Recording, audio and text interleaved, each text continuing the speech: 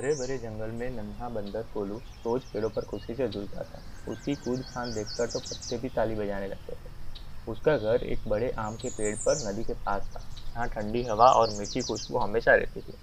कोलू को मीठे फल बहुत पसंद थे, पर अकेला खाना उसे अच्छा नहीं लगता था, तो उसे तो दोस्तों के साथ मजे करना ज्यादा अच्छा लगता था। एक दिन झाड़ियों से चालाक शियार चिंटू निकलकर मुस्कुराता हुआ धीरे से आया। उसकी चाल में कुछ तो गड़बड़ थी। उसने कहा, मैं तुम्हारा दोस्त बनना चाहता हूँ। गोलू, बस साथ खेलो। गोलू खुश हुआ और बोला, दोस्त हो तो पेड़ पर चढ़ना सीखो। चिंटू उछला, मगर उसके पंजे फिसले और वह मिट्टी में गिर पड़ा। तब गोलू ने हंसकर उसे उठाया और मीठा अमरूद भी दे दिया तुरंत। चिंटू ने अमरूद खाते हुए सोचा, इस बंदर से बड़ा फल कैसे लूं? उसकी आंखों में शरारत चमक रही थी। अगली सुबह चिंटू बोला, मेरे पास शहद है, तुम मेरे साथ चलो।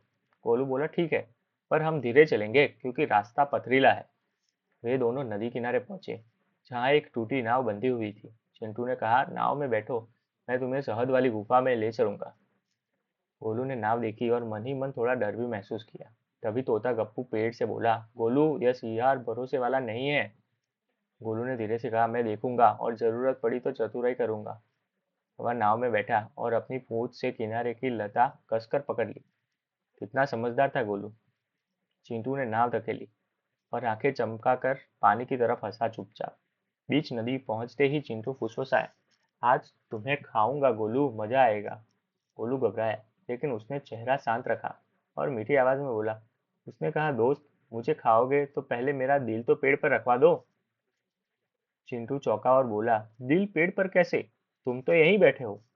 गोलू बोला, बंदरों का दिल सुरक्षित रहता है, इसीलिए हम उसे ऊंचाई पर रखते हैं। चिंटू को लालच हुआ और उसने नाव वापस किनारे की तरफ मोड़ दी।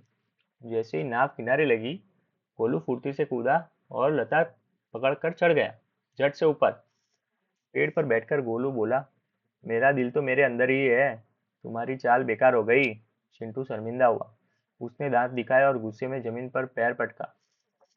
तभी तोता गप्पू बोला, झूठी दोस्ती से बचो और सच बोलना सीखो। चिंटू की आंखें नीचे झुकी, क्योंकि पहली बार उसे अपनी गलती समझ आई। गोलू ने कहा, अगर सच में दोस्त बनना है तो किसी का नुकसान मत पहुंचाओ। चिंटू ने धीमी आवाज से माफी मांगी और वादा किया कि वह अच्छा बनेगा। गोलू ने उसे एक केला दिया और बोला, मेहनत करो तो सब दोस्त मिलेंगे। चिंटू ने केला खाया, फिर नदी किनारे पड़े कचरे को उठाने लगा। अब वह बदल रहा था। गोलू और गप्पू ने ताली बजाई और जंगल साफ देखकर सब हंस पड़े। कुछ दिनों बाद चिंटू सचमुच मददगार बन गया और किसी को डराता नहीं था। अगर कहानी अच्छी लगी है दोस्तों, तो आप भी लाइक और शेयर सब्सक्राइब कर दीजिए।